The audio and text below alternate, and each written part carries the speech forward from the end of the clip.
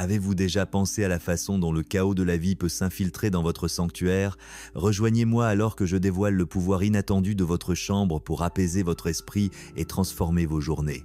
Au fur et à mesure que les jours passaient et que je m'enfonçais dans les plaisants rythmes de la retraite, j'ai découvert que ma chambre était un sanctuaire essentiel dans ce nouveau chapitre de ma vie. Je me souviens parfaitement des semaines frénétiques de ma carrière professionnelle où l'absence de tranquillité dans mon environnement résonnait avec le chaos de ma routine quotidienne. Maintenant, alors que je contemple souvent le doux mouvement des arbres depuis ma fenêtre, je ressens un désir de créer un refuge qui peut soutenir à la fois mon corps et mon esprit.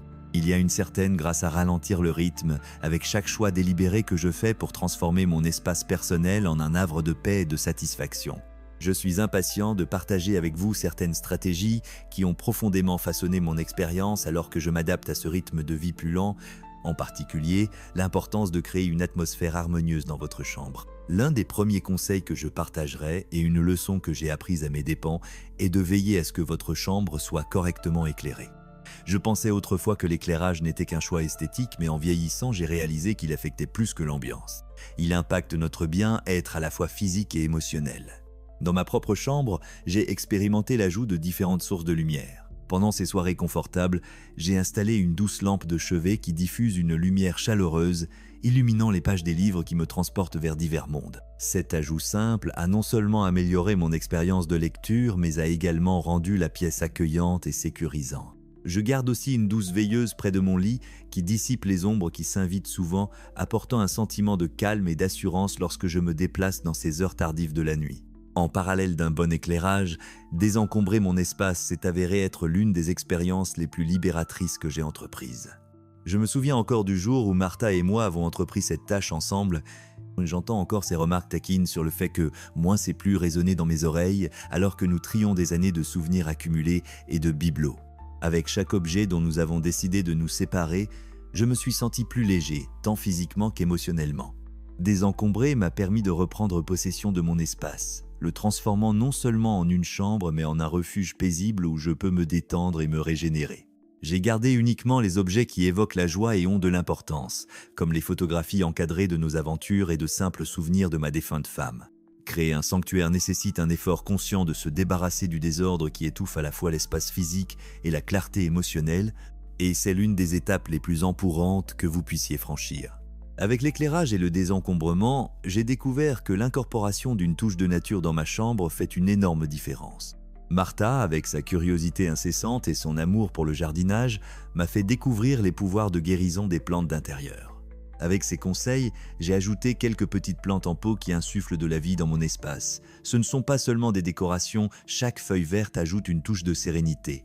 L'acte quotidien de les arroser est devenu une pratique méditative qui me rappelle la résilience de la nature. C'est un trésor d'observer leur croissance, reflétant mon propre parcours dans la nouveauté de ces années plus avancées. Des recherches ont montré que le fait d'être entouré de verdure peut améliorer l'humeur et la qualité de l'air, ce qui en fait un petit ajustement mais impactant alors que nous aspirons au bien-être dans nos environnements de vie. Ensuite, je souhaite souligner l'importance de choisir une literie et des meubles confortables. Cela peut sembler trivial, mais investir dans des draps de qualité et un matelas offre un confort considérable à votre environnement de sommeil. Après une semaine de travail intense, il n'y a rien de tel que de plonger dans mon lit bien fait, orné de draps en flanelle douce, une texture que je ne peux m'empêcher d'apprécier. En plus du confort esthétique, je me suis assuré que le matelas soutenait mon corps au bon. Alors que je continuais à peaufiner mon sanctuaire de chambre à coucher, je réalisais que l'atmosphère que je créais s'étendait au-delà de la simple esthétique. Il s'agissait de favoriser un sentiment de sécurité mentale et physique qui résonnait avec mon être profond. Les nuits passées où le sommeil m'échappait provenaient souvent d'angoisses sous-jacentes ou d'un inconfort provenant d'un environnement chaotique ou trop encombré. Reconnaissant cette connexion, j'ai fait de ma priorité de cultiver une palette de couleurs apaisantes dans ma chambre. Des teintes douces de bleus et de verts atténués enveloppaient les murs, évoquant de douces vagues venant s'échouer sur le rivage. Je m'émerveillais de la façon dont ces couleurs murmuraient la tranquillité, faisant de mon espace une étreinte tendre, un contraste frappant avec les murs blancs stark que j'avais autrefois jugés suffisants.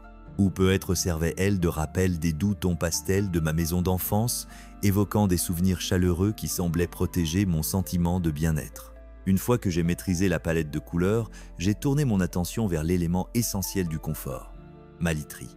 Je me souviens de la première fois où j'ai écarté mon vieux matelas, ses ressorts grinçant de l'âge comme une relique de mon passé, et me suis laissé tenter par le luxe d'un matelas en mousse à mémoire de forme. La transformation a été tout simplement miraculeuse.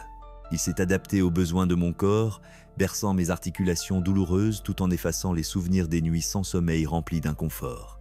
J'ai opté pour des draps qui se sentaient doux contre ma peau, du coton riche avec juste ce qu'il faut de chaleur. En rampant entre les draps, c'était comme si je sombrais dans un nuage, me rappelant que mon repos était sacré et digne de haute considération. Entendre Martha rire de l'amour d'un vieil homme pour son lit était un réconfort en soi. Cela signifiait que j'embrassais ce chapitre de ma vie avec joie et sans excuse, créant l'environnement idéal pour nourrir mon âme chaque nuit. Un lit confortable à lui seul ne suffirait pas à inspirer un sommeil profond et réparateur, surtout durant ces nuits agitées où les inquiétudes frappent à la porte de mon esprit. C'est là que le pouvoir de la routine est intervenu, créant une structure et signalant à mon corps qu'il était temps de se détendre. Avec le charme espiègle de Martha, nous avons élaboré des rituels nocturnes qui pouvaient même rendre la plus banale des habitudes spéciales, comme préparer une tasse de thé à la camomille chaude ou expérimenter quelques gouttes d'huile essentielle de lavande dans mon diffuseur d'arômes. Chaque action était délibérée, nourrissant l'atmosphère apaisante que je visais à créer. J'adorais ces moments, les traversant comme une douce mélodie, laissant aller le stress accumulé de la journée. Alors que le sommeil devenait moins insaisissable, ma gratitude pour ces rituels s'approfondissait, me rappelant l'importance des soins personnels lorsque mon corps, mon cœur et mon esprit aspiraient à des réassurances. Bien sûr, m'entourer d'éléments réconfortants ne facilite pas seulement le sommeil. Cela cultive aussi une ambiance propice à la détente durant les heures d'éveil. Je me suis souvenu avoir discuté avec Martha des petites joies qui émergeaient de nos passe-temps favoris. Nous trouvions toutes deux du plaisir dans le simple acte de partager un café matinal ou de parcourir les pages d'un livre en compagnie l'une de l'autre. Inspiré, j'ai décidé d'incorporer un coin lecture cosy dans ma chambre. J'ai trouvé un fauteuil charmant dans une brocante locale, recouvert d'un tissu joyeux qui apportait de la lumière à mon espace. Orné d'une douce couverture et de nombreux coussins, il est devenu mon havre pour les après-midi ensoleillés où les livres me transportaient vers des lieux lointains. Dans ces moments tranquilles passés à lire ou à réfléchir sans fin, j'ai appris que la solitude dans nos années plus tardives peut en fait être une belle compagne. Enfin, aucun sanctuaire ne serait complet sans une touche de personnalisation, des souvenirs de moments chéris qui remplissent le cœur de joie. L'une des expériences les plus éclairantes dans ma quête pour créer un sanctuaire dans ma chambre a été la réalisation de l'importance vitale du son pour mon bien-être général. Le calme de la nuit poussait souvent mon esprit à errer, mais j'ai découvert qu'introduire des paysages sonores apaisants améliorait considérablement mon sentiment de sécurité. Je me suis rappelé un après-midi pluvieux passé à évoquer des souvenirs avec Martha à propos des mélodies apaisantes qui avaient toujours été présentes dans nos vies, que ce soit le doux bruissement des feuilles lors d'une brise estivale ou les notes apaisantes de mes disques de jazz préférés tournant sur la platine. J'ai décidé de créer une playlist de sons apaisants, allant des vagues de l'océan aux morceaux de piano tranquille, qui faisaient écho à la sérénité que je recherchais dans mon sanctuaire. À chaque montée rythmique, j'ai laissé mes soucis se dissoudre, créant un fond sonore qui non seulement me détendait, mais devenait un rappel constant de moments paisibles longtemps passés. De plus, j'ai découvert qu'incorporer des souvenirs personnels dans mon expérience sonore apportait une couche supplémentaire de réconfort. Je suis récemment tombé sur une vieille girouette fabriquée par ma défunte épouse, ses doux tintements résonnant comme une mélodie de son rire joyeux. La découvrir au fond d'un placard était comme déterrer un trésor perdu, un symbole d'amour qui réchauffait mon cœur. Je me suis assuré de la placer près de ma fenêtre, où la brise de l'après-midi pouvait jouer une mélodie semblable à nos nombreuses soirées partagées, célébrant la vie, l'amour et le rire. Chaque tintement m'atteignait, tissant ensemble des souvenirs de nos rêves et aventures partagées. Je me suis surpris à encourager les autres à puiser dans la riche tapisserie de leur vie, créant une atmosphère remplie de sons significatifs, que ce soit des chansons chères ou des rassemblements familiaux ayant eu lieu autour de la table du repas. Dans mon parcours, j'étais de plus en plus poussé à explorer l'idée de la nostalgie, puisant dans les liens intrinsèques entre nos environnements et nos souvenirs. Il est devenu évident que chaque objet soigneusement choisi que j'apportais dans mon sanctuaire portait sa propre histoire, un témoignage vivant d'une vie bien vécue. Il y a quelque chose de magique à regarder une photographie et à être transporté dans le rire capturé à ce moment. J'ai invité des amis et de la famille à venir partager leurs souvenirs, alimentant une atmosphère chaleureuse de camaraderie alors que nous nous remémorions le passé. C'est au cours de l'une de ces soirées que j'ai proposé une mini-exposition directement dans ma chambre où les amis pouvaient contribuer leurs propres souvenirs préférés, boutons, cartes postales ou tout ce qui inspirait des histoires significatives à un nouveau mur de la mémoire. Créer ce mur de mémoire est devenu l'un de mes passe-temps préférés. Non seulement cela a engendré un sentiment de communauté parmi ceux de ma vie, mais cela a également transformé mon espace personnel en une tapisserie vibrante d'expériences partagées. Imaginez des cartes postales colorées ornées de rubans aux côtés d'une collection de boutons provenant de réunions de familles passées. Alors, les histoires fleurissaient alors que chaque personne partageait la signification de son objet choisi, tissant un lien fort entre nous qui transcende le temps. Ensemble, nous avons peint un monde rempli de rires, de nostalgie et de chaleur. Cette découverte était un doux rappel de la façon dont le récit est un art auquel nous pouvons tous participer, facilement négligé mais immensément gratifiant à pratiquer. Si nous regardons de près, nous réalisons comment les récits façonnent nos identités, nous ancrant dans notre histoire tout en nous fournissant de la légèreté pour l'avenir.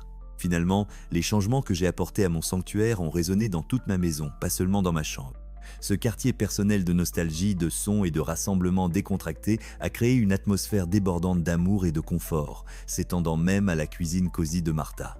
J'ai proposé que nous organisions ensemble des soirées mémoire où notre communauté de seniors pourrait se rassembler, apportant leurs objets et histoires chéris à partager au bord de la piscine. Nos soirées sont devenues une célébration non seulement du passé, mais aussi des vies vibrantes que nous continuons à mener aujourd'hui. Dans l'étreinte réconfortante de mon sanctuaire de chambre transformée, j'ai découvert une nouvelle appréciation pour la simplicité. Alors que je me blottissais dans les contours doux de mon coin lecture, entouré d'une armée d'espoir de livres, il est devenu clair que j'avais établi un espace qui encourageait la tranquillité et la paix.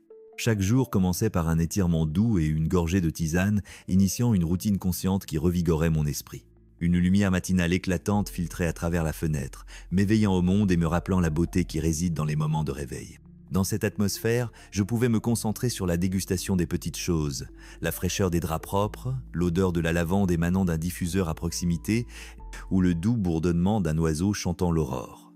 Chaque détail résonnait avec mon intention de m'épanouir, tissant un récit d'espoir adapté à mon parcours à travers le temps qui passe. Au fur et à mesure que les jours se transformaient en semaines, j'ai réalisé que mes efforts se reflétaient non seulement dans la décoration de ma chambre, mais dans mon bien-être mental global. Participer à des rituels nocturnes devenait une source de réconfort, une étreinte chaleureuse d'intention qui m'emmenait doucement vers le sommeil. J'ai expérimenté des méditations guidées qui complétaient mes paysages sonores apaisants, aidant à calmer mes pensées agitées.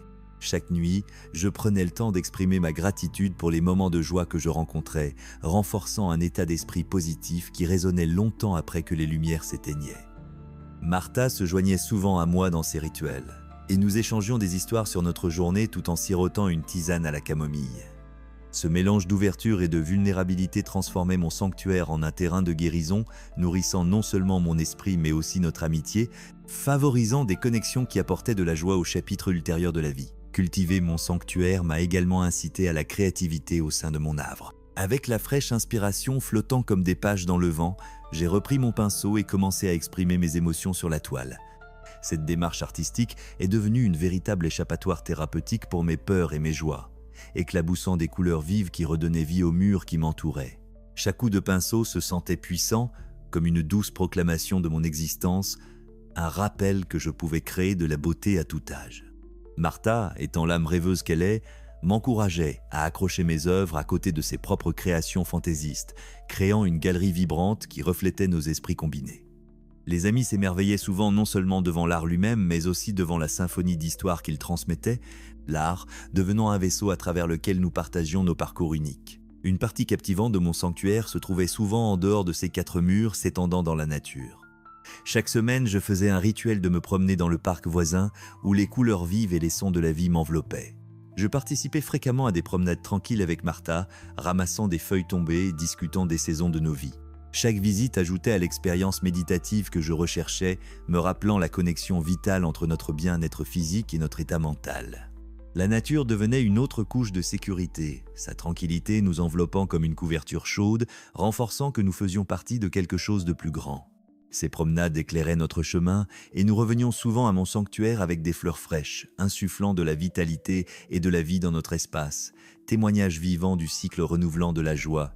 Alors que je fusionnais les aspects internes et externes de mon sanctuaire, il devenait de plus en plus clair que l'environnement que je créais n'était pas simplement un espace physique.